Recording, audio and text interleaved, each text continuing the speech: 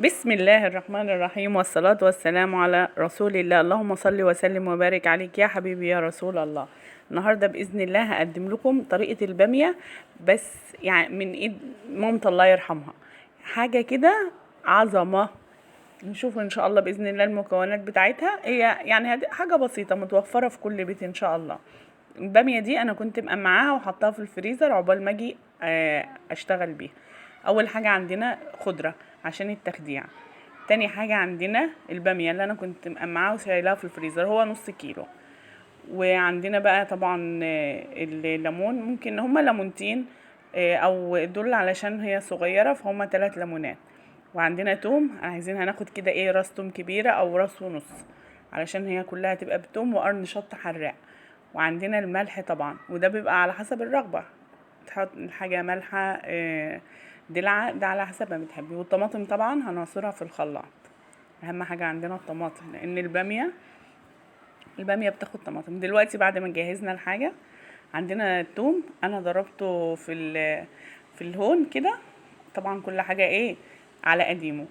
والخضرة اللي هعمل بيها التخديع قطعتها وسبت حوالي 7-8 فصوص ثوم سلام عشان هعملهم مع التخديع. تمام. دلوقتي عندنا الطماطم انا ضربتها في الخلاط، وعندنا طبعا ايه، وده قرن الشطه طبعا لزوم ايه الشطشطه. فتحته بالنص.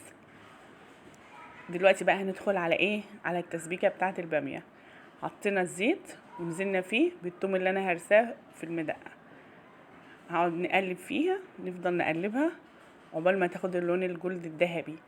مش عايزين نغمقها علشان طعمها ما يبقاش محروق، هي بس هيبقى لونها ذهبي.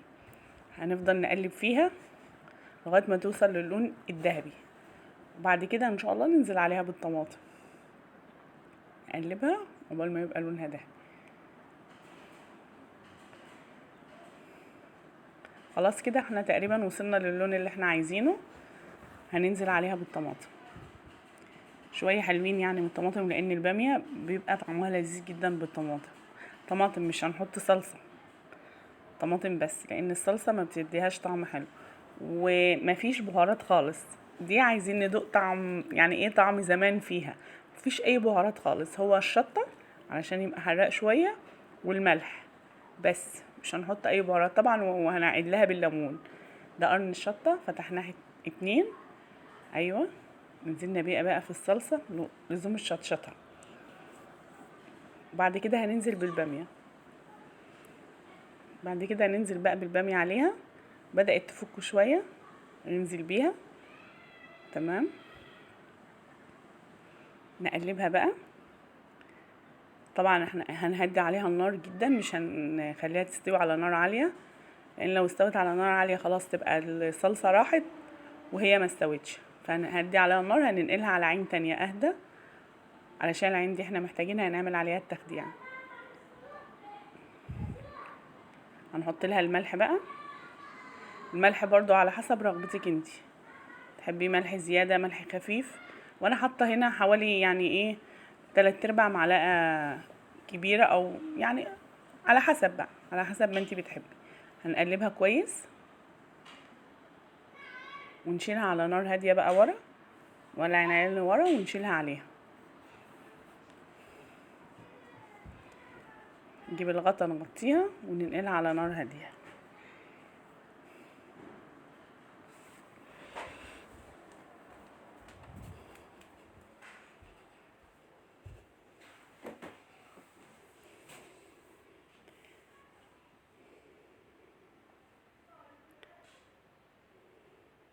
شيلها. تقريبا انا كنت بدور على ولاعه او حاجه، لان العين دي بايظه وما بتولعش بالاشعال.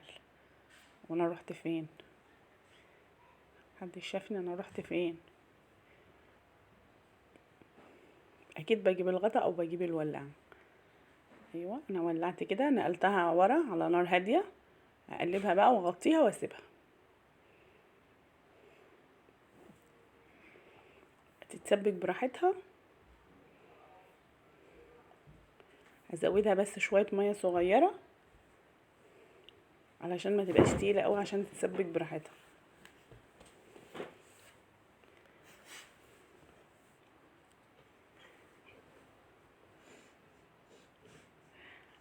ايوه هغطيها واسيبها بقى على نار هاديه.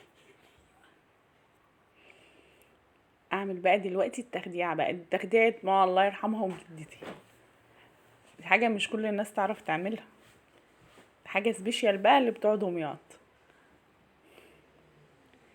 يعني انا بشوف ناس بتعمل باميه بتحط كميه بهارات غير طبيعيه، لا الباميه متعملش ببهارات خالص. نزلت بالخضره اللي هتبقى كزبره، باخد العيدان بتاعتها بس، مش باخد اللي هو العود بتاعها، لا باخد العيدان بس، وافضل اقلب فيها وانزل عليها بسبعة 8 فصوص توم زي ما هم بحجمهم الطبيعي، مش هقطعها، وافضل اقلبها علشان ما تتحرقش. يعني هي بتوصل لقوام معين لون معين واشيلها من على النار واضربها تاني بقى في الهون.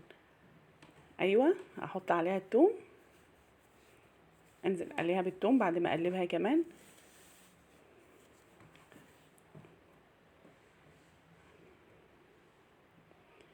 افضل اقلب فيها ايدي فيها على طول ما اسيبهاش علشان ما تتحرقش. وبعد كده هنزل عليها بالثوم واقلبها برضو وهي معاها الثوم.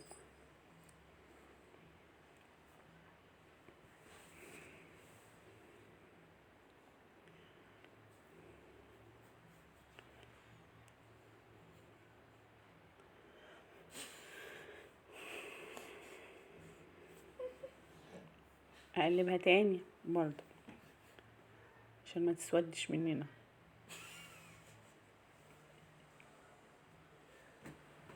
انزل بقى دلوقتي عليها بفصوص الثوم السليمه، سليمه زي ما هي.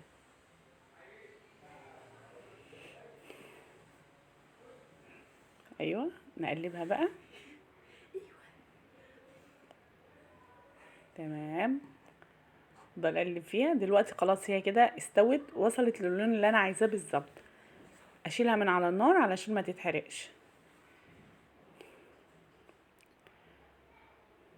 اشيلها من على النار بقى واضربها في الهون او في الحله زي ما هي كده، بس انا بحب اضربها في الهون. حاجات زمان بقى، ما انا قلت باميه اصيله بقى، دمياطيه اصيله. انزلها كلها في الهون، اضربها. ايوه بنتي بقى عايزه تشاركني فطبعا بوظت الدنيا، انا اخدتها منها، هعملها انا بقى. افضل اضربها بالهون بايدي الهون، عقبال ما اخليها خالص يعني ايه ميه. تمام كده.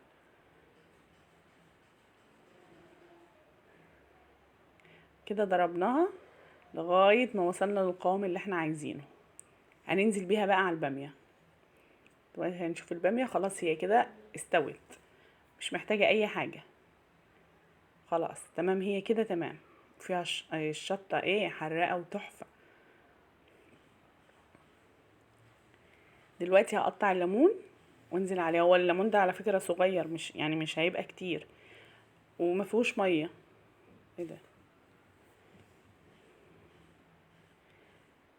ننزل بقى بالليمون.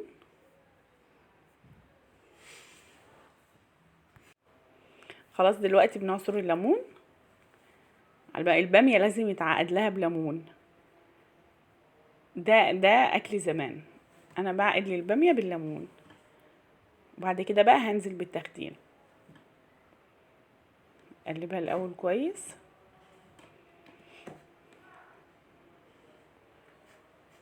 انزل بقى بالتخدير اللي انا عملتها.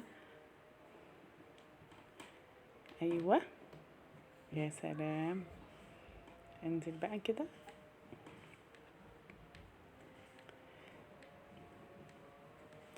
تمام ايوه ما نسيبش فيها اي حاجه، كلها للاخر.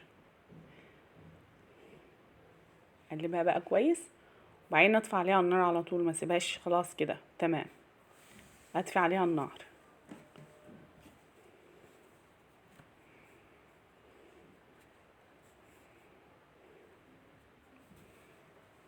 كده كل التخديره دخلت فيها، اندمجت مع بعضها كلها، خدت يعني إيه دقيقه بس غلوه على النار وطفيت عليها. اوري لحضراتكم بقى.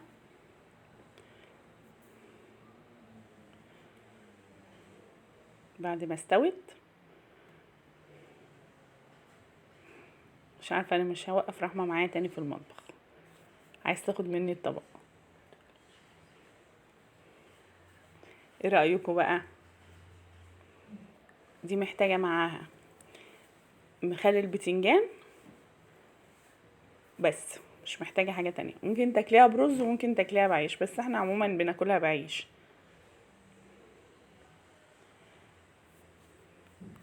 يا رب يكون الفيديو عجبكم. في النهايه اقول لكم استودعكم الله، ويا رب يكون عجبكم. تعملوا فولو واشتراك للقناه. سلام. استودعكم الله.